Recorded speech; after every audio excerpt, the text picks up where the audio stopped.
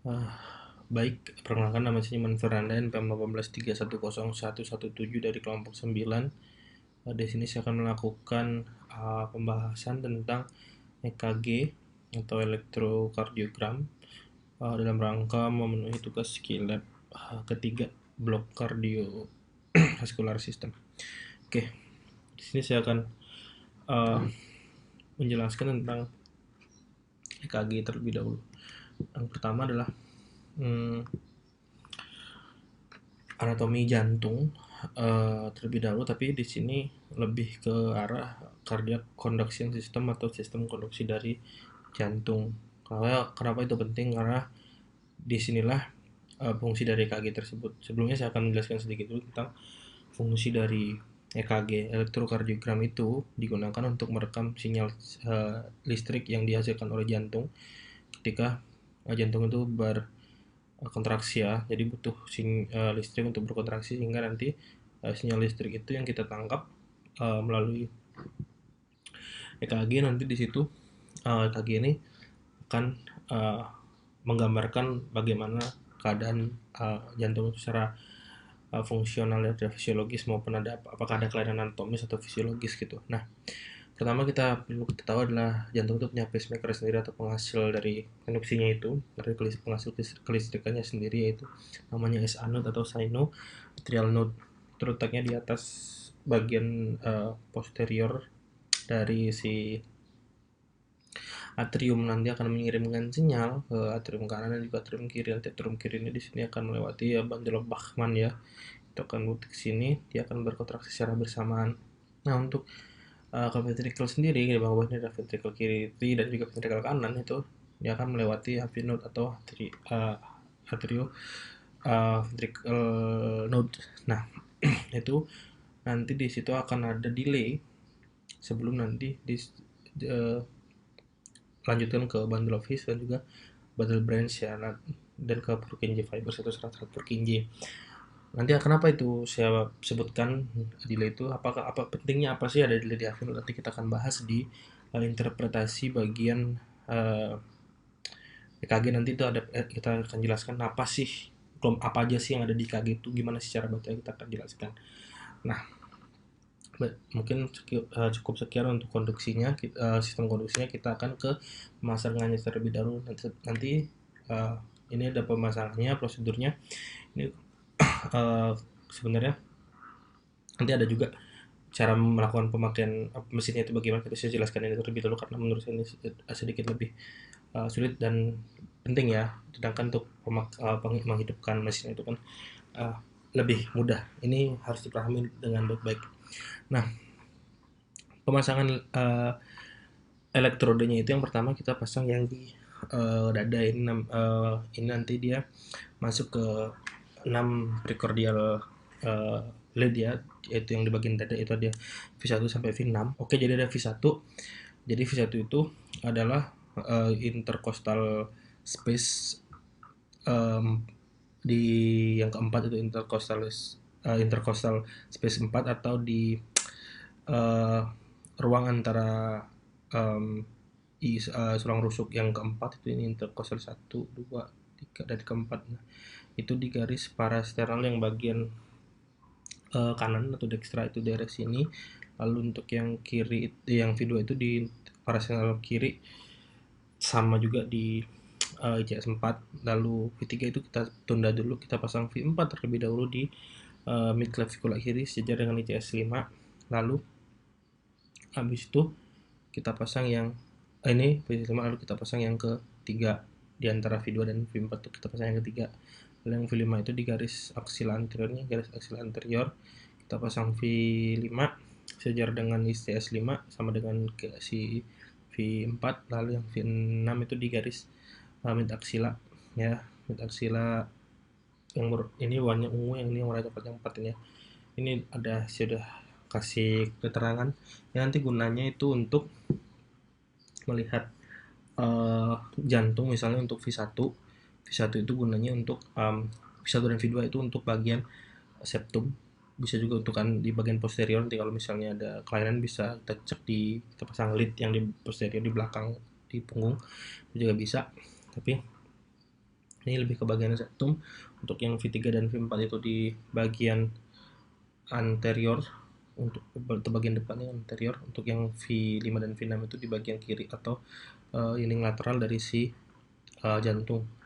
Nah, berikutnya kita akan ke pemasangan yang bagian limb leads atau yang bagian tangan dan juga kaki itu yang warna merah di tangan kanan, warna kiri di warna hijau di tangan kaki kiri maksud saya, yang warna hitam itu di bagian kaki kanan, yang warna kuning itu di bagian pergelangan tangan kiri. Nah, di sini kita bisa lihat nanti fungsinya itu ada dua, yaitu untuk itu yang ada 3 bipolar leads, itu ada limb leads, itu juga 3 maksud saya 3 bipolar leads, dan juga nanti ada 3 augmented unipolar leads. Nanti itu bisa melihat untuk yang lead 1 dan lead 2 dan juga lead 3 itu termasuk yang 3 bipolar leads itu nanti gunanya untuk yang lead 1 itu untuk melihat bagian kiri jantung, yang 2 dan 3 itu inferior jantung dari bagian bawah gitu melihatnya. Untuk yang augmented tadi ada yang kanan augmented vector right, atau yang kanan ada augmented vector left yang kiri, dan augmented vector foot. Jadi melihatnya gitu dari kalau yang kanan itu positifnya berarti di yang di kanan ya tangan kanan, negatif tangan kiri, dan juga kaki kiri. Jadi nanti yang di kaki kanan itu sebenarnya dia nanti hanya sebagai penyimbang supaya tidak jadi interference ya. Jadi yang kita lihat tuh dari tangan kanan, tangan kiri, dan juga kaki kiri. Begitu juga untuk lead 1, 2, 3 dan augmented right, left, dan juga foot itu semuanya gitu ya. Jadi cuman penyusunan kutub negatif dan positif ini yang berbeda. Jadi gitu untuk augmented yang vector right atau AVR itu untuk bagian kanan dari jantung. Untuk yang AVL atau augmented vector left itu nanti untuk bagian kiri dari jantung atau lateral dari jantung. Untuk AVF atau augmented vector foot itu untuk bagian bawah jantung, jadi dia mirip seperti yang lead 2 dan 3. Nah, berikut itu untuk penjelasan leadsnya. Lalu berikutnya prosedur untuk proses penggunaan mesinnya ini tidak terlalu sulit, tinggal diikuti prosedurnya. Nanti yang lebih seru lagi di belakang, yaitu ketika kita melihat tentang interpretasi dari hasil EKG-nya. Untuk prosedurnya sendiri itu dari mulai kita pasang kabelnya, hubungkan mesin ke arus listrik, baringkan pasien dengan tenang di tempat tidur, lalu tenangkan tangan kaki pasien itu nggak boleh sering bersentuhan supaya tidak terjadi interference, lalu bersihkan dada, kedua pergelangan kaki dan tangan dengan alkohol. Kalau misalnya perlu bisa dicukur, kalau misalnya ada bulu rambut-rambut saya, ada rambut-rambut yang menghalangi bisa dicukur. Keempat, elektrod yang di ekstremitas diberi jeli, yang dada juga diberi jeli dipasang. Habis itu tekan tombol power, periksa tombol selektor, top sensitivity-nya 1 mV, speed-nya 25 mm per second. Lalu mesin diaktifkan, biarkan sampai sebentar dulu alatnya pemanasan kan. Lalu habis itu tekan tombol start. Kalau udah selesai itu dimatikan. Jangan lupa tulis nama, umur, jenis kelamin, jam, tanggal, bulan, tahun, saat kapan itu diambil datanya, nama pasien dan juga yang rekam siapa, diparaf, bersihkan dan rapikan alat. Oh ya juga itu saya lupa tadi menyampaikan kalau misalnya tadi kan ada pemasangan lead yang di bagian tangan itu dipasang di bahu. Kalau misalnya dipasang di bahu oleh karena suatu keadaan gitu harus ditulis di hasil rekaman itu, ditulis kenapa ditulis misalnya itu dipasangnya di bahu bukan di pergelangan tangan gitu. Untuk hasil EKG-nya kita bisa lihat di sini, ini ada satu ditekan ya, ini 2. Berarti dia kita zoom, nanti ada gelombang P, gelombang QRS, gelombang T, interval PR, interval QT. Kenapa? Ini kan PR ya, harusnya kan interval PQ ya, tapi kenapa gitu? Kenapa ini PR bukan PQ? Karena memang nanti kebanyakan manusia itu dia malah nggak ada gelombang Q-nya yang nggak terbaca di EKG karena mungkin kecil atau bagaimana, tapi banyak yang nggak kebaca. Itu nanti makanya lebih sering disebut interval PR. Tapi kalau misalnya ada gelombang Q-nya sebenarnya lebih pantas disebutnya itu interval PQ. Lalu juga nanti ada interval QT, ada juga PR segmen, ST segmen. Nanti bagaimana sih pentingnya hal-hal ini di pada saat nanti penegakan diagnosis, atau pentingnya apa sih supaya informasi apa yang kita dapatkan dari hal-hal ini. Nanti kita akan bahas satu persatu ya. Pertama, sebelum kita membahas gelombang-gelombangnya tadi, kita perlu lihat dulu dalam ukuran kotak kecil dalam EKG itu dia 1 mm, dan yang besar itu 5 mm. Nanti itu berguna untuk mengukur uh, ke, uh, kecepatan dari si konduksinya itu, dan juga kecepatan dari depolarisasi dan repolarisasi dari masing-masing atrium dan juga ventricle dari si jantung. Lalu kecepatan kertas pencatatan itu ada 25 mm per detik, sehingga akan menyebabkan berarti satu kotak kecil yang 1 mm itu adalah 0,04 detik, dan amplitude standar dari 1 mV dari puncak itu kan adalah 1 mV ya tingginya, amplitude itu 1 mV. Untuk EKG sinus ritmis itu yang kita perlu nilai adalah sinus ritmis itu berarti ritme yang normal daripada jantung yang dinilai pada mesin EKG itu adalah namanya sinus ritmis. Biasanya itu namanya reguler 60 sampai 100 kali per menit. Di bawah 60 berarti bradikardia atau bradiaritmia. Di atas 100 berarti takikardia atau takiaritmia. Kalau dan juga R ke R, puncak QRS, R yang di atas QRS di R1 ke R berikutnya itu harusnya reguler. Berarti tidak ada kayak ada yang cepat ada yang lambat gitu. Itu berarti kan dia ada aritmia. Lalu ada morfologi gelombang P normal. P-nya itu normal. Tiap P harus diikuti oleh satu kompleks. Kalau misalnya 3 P diikuti satu kompleks, berarti dia ada misalnya bisa juga atrial fibrillation, bisa aja atrial flutter, itu bisa, misalnya bisa juga hal yang lain.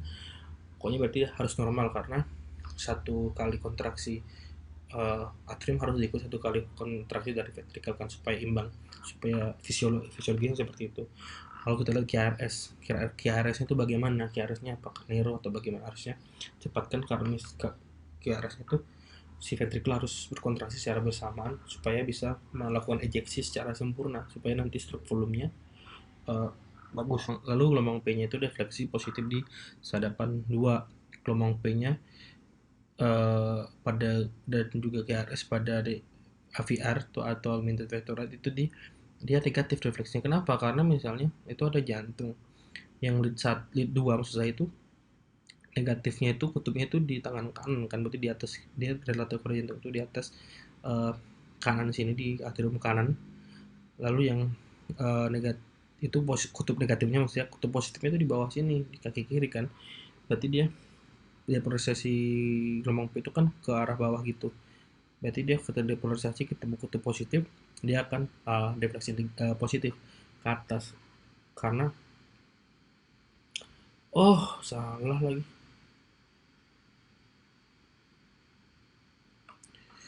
Oke. Lalu berikutnya ada gelombang P defleksi positif di sadapan lead 2. Lalu yang di P non kompleks itu defleksi negatif di lead AVR. Augmented vector rate. Nah, kenapa dia positif? Karena kan misalnya ada jantung, dia kompleks kutub negatifnya itu di tangan kanan kan, dan tangan kaki kirinya itu positif. Kalau yang di lead 2 berarti relatifnya kan atas kanan atrium itu dia atrium kanan itu dia negatif, di bawah ini dia positif. Sedangkan dia ini kan gelombang P itu repolarisasi ventricle, berarti dia dari bawah kan, repolarisasi kan, depolarisasi juga dari bawah gitu kan, karena bentuk dari bundle of his dan juga bundle branches dan juga Purkinje fibernya itu seperti itu, sehingga dari bawah ke atas, repolarisasinya juga dari bawah ke atas. Akhirnya di bawah ke atas seperti ke atas kan, dia akan mengarah ke lead negatif. Repolarisasi itu negatif kan, negatif ke proses bukan gelombang ya, konduksi negatif ya. Ketika dia negatif ketemu yang negatif juga si ininya, si kutubnya, dia akan positif kan. Kalau ini kan kebalikannya, karena AVR tuh yang di kanan ini dia, di atas kanan ini dia positif, yang negatif itu di sini di kiri, kaki kiri, tangan kiri. Maka repolarisan negatif ketemu kutub negatif, maka dia akan P-nya ke bawah. Begitu juga QRS itu kan depolarisasi positif ketemu si lead negatif yang di bawah, maksudnya kutub yang negatif di bawah, dia akan menyebabkan defleksinya negatif. Nah, berikutnya ada pertama ada gelombang P. Apa sih gelombang P? Gelombang P itu adalah depolarisasi dari atrial. Atrium kiri dan kanan dari S anode dengan impuls, dia akan menyebabkan atrium kanan kiri itu depolarisasi. Atrium kiri lewat bundle of Bachmann. Kalau nanti kita mendahului setiap kompleks QRS. Kenapa? Karena QRS itu kan depolarisasi dari ventricle. Jadi setiap satu kali depolarisasi atrium harus diikuti satu depolarisasi dari ventricle, karena satu kali atrium itu melakukan kontraksi, ventricle juga harus hanya satu kali melakukan kontraksi gitu. Kalau misalnya dia lebih banyak atriumnya, berarti kan terjadi bisa juga atrial fibrillation, bisa juga atrial flutter, di mana atriumnya berkontraksi lebih banyak dari seharusnya gitu. Lalu durasinya itu 0,12 detik, 3 kotak kecil, 1 kotak kecil itu 0,04 detik, berarti 3 kotak kecil 0,12 detik. Pada lead dengan gelombang P yang terlebar yang dihitung amplitudenya itu 0 kurang 0,25 mV, itu berarti 2,5 kotak kecil. Itu pada lead tunggal. Misalnya positif pada lead 2 dan negatif pada AVR tadi sudah saya jelaskan. Dia karena di sini negatif kutubnya dan di sini positif, kalau pada lead 2 depolarisasi ke arahnya, arahnya kan ke sini kan, ini ke sini, ke sini dan ke sini. Itu dia di sini kan kutub positifnya ke lead 2, berarti dia akan positif defleksinya ini. Jadi defleksinya itu akan positif. Kalau misalnya pada lead AVR positifnya ini augmented vector right, positifnya di sini, negatifnya di kiri dan di sini, di tangan kiri dan kaki kiri, maka dia akan menyebabkan negatif, karena dia kan ke sini depolarisasi ke arah kutub sama ke sini kutub negatif ketemu gelombang depolarisasi, maka dia akan menyebabkan depolarisasi kan positif ya, positif ketemu kutub negatif, maka dia akan defleksi negatif, dia akan ke sini. Jadi dia bukan ke sini, tapi dia VR itu akan ke bawah. Nah, berikutnya ada PR interval ya. Tadi sudah jelaskan PR interval harusnya PQ kalau ada Q-nya. Kalau di sini PR interval biasanya itu representasi waktu perjalanan impuls dari S anode menuju atrium dan AV node ke ventricle. Dan dari sini ke sini sampai ke sini. Nah, tidak lebih dari 0,2 detik. Jadi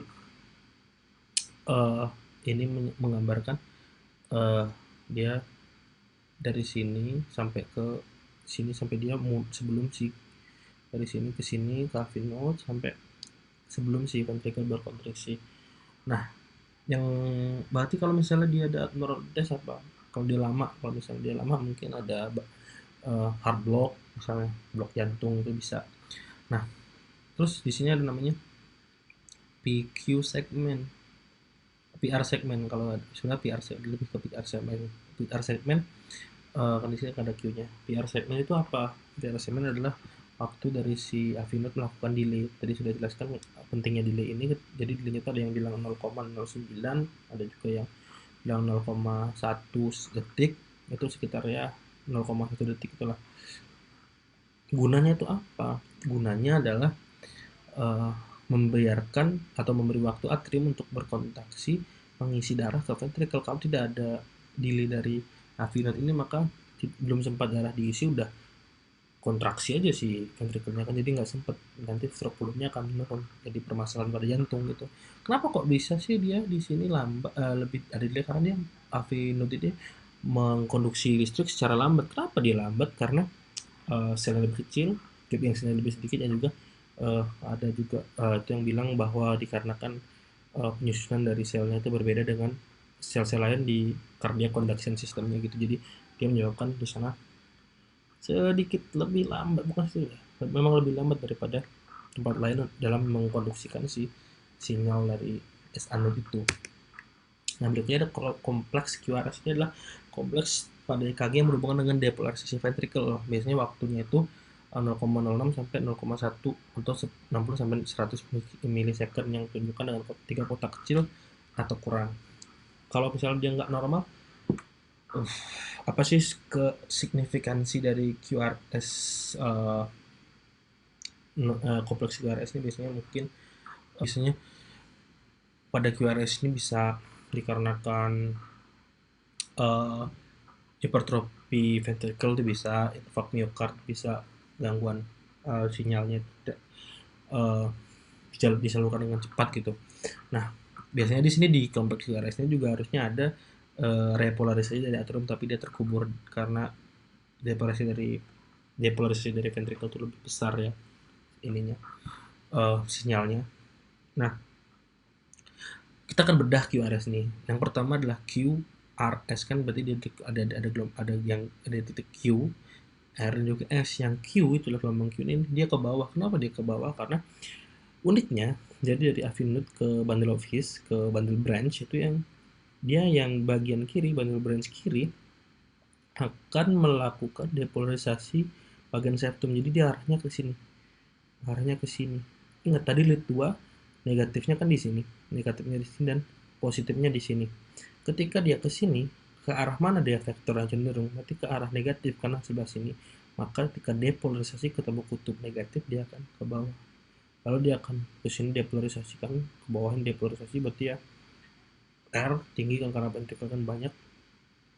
Kenapa kok dia R ke atas? Karena otot yang kiri ini lebih banyak kan, karena ventricle kiri kan lebih besar, dia akan lebih cenderung ke sini kan, lebih banyak yang ke arah sini, depolarisasinya, makanya dia ke sini kan, ke kanan positif kan di sini tadi, makanya dia ke atas. Lalu S kenapa dia turun? S itu adalah depolarisasi pada bagian yang sini, bagian basis dari si ventricle, makanya dia ke arah sana kan, depolarisasinya ke arah sana, berarti kan di sini negatif lagi, berarti ke arah sana karena negatif kan depolarisasi, kayak dia turun lagi, nanti dia akan mulai isolate dari sini, makanya rata lagi. Nah, kita ke berikutnya, kita ke gelombang T.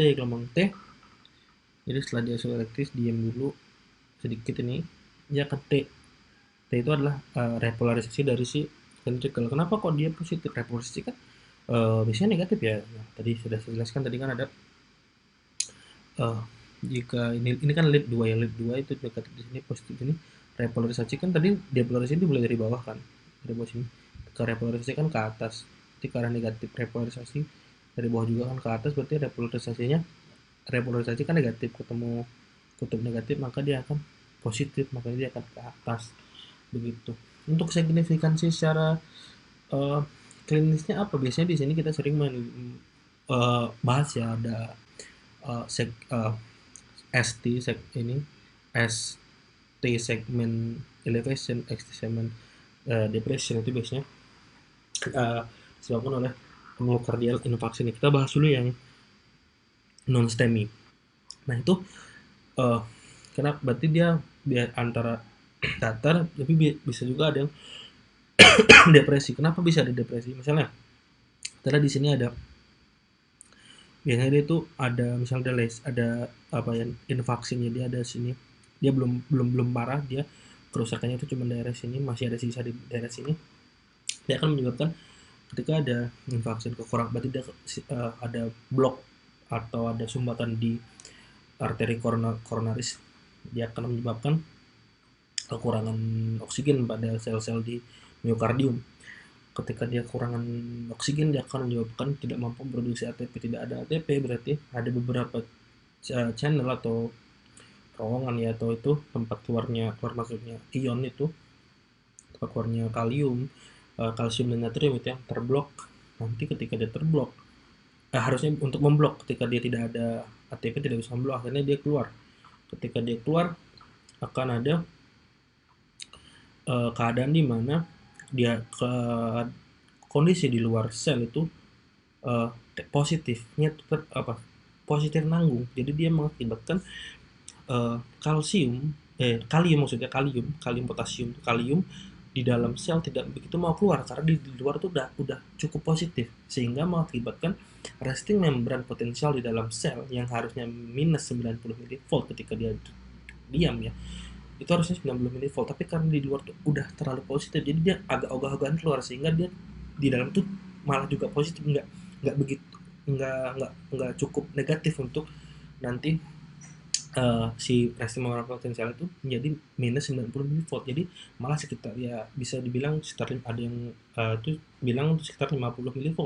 Ketika dia sekitar 50 mV berarti kan dia lebih gampang untuk melewati threshold.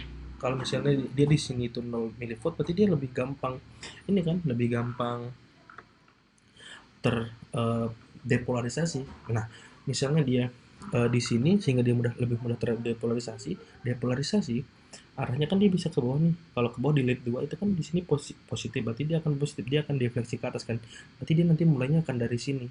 Sebelum QRS ini akan mulai dari sini, dilanjutkan sama si depolarisasi yang asli ke sini, dan ketika repolarisasi karena dia nggak ada hubungannya sama itunya, nggak ada hubungannya sama si yang tadi, dia nggak akan mikirin yang tadi, nggak peduli, dia akan turun sampai ke bawah sini. Jadi mulai dari sini depolarisasi ke sini, maka dia akan seperti terlihat seolah-olah ST segmennya itu di bawah dari yang sini, jadi seolah-olah terjadi depresi. Sebenarnya yang itunya yang mulai lebih dahulu bukan ST yang terdepresi gitu, tapi dia kaget terbaca seperti DST segment depression. Nah, bagaimana yang elevation? Misalnya biasanya itu pada yang penuh, ketika dia penuh di sini dia udah full ya ininya vaksinnya, misalnya dia tidak seperti tadi tidak mau keluar kaliumnya karena terlalu positif di luar, membran resting membran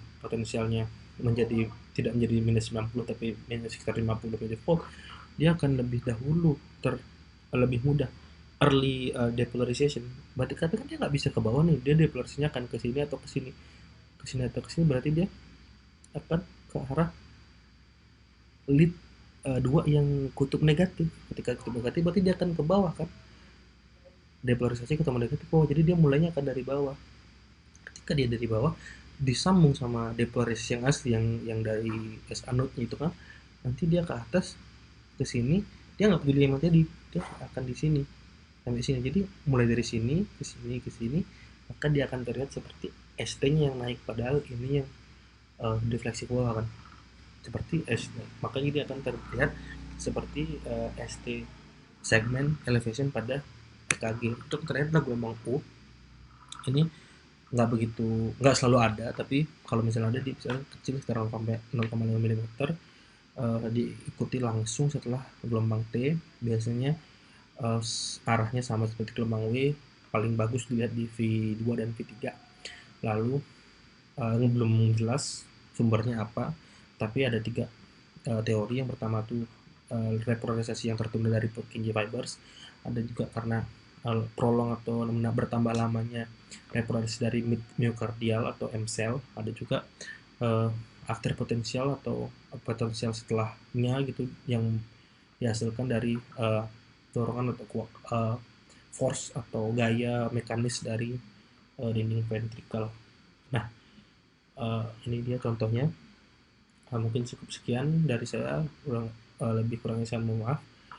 Terima kasih atas perhatiannya, sampai jumpa.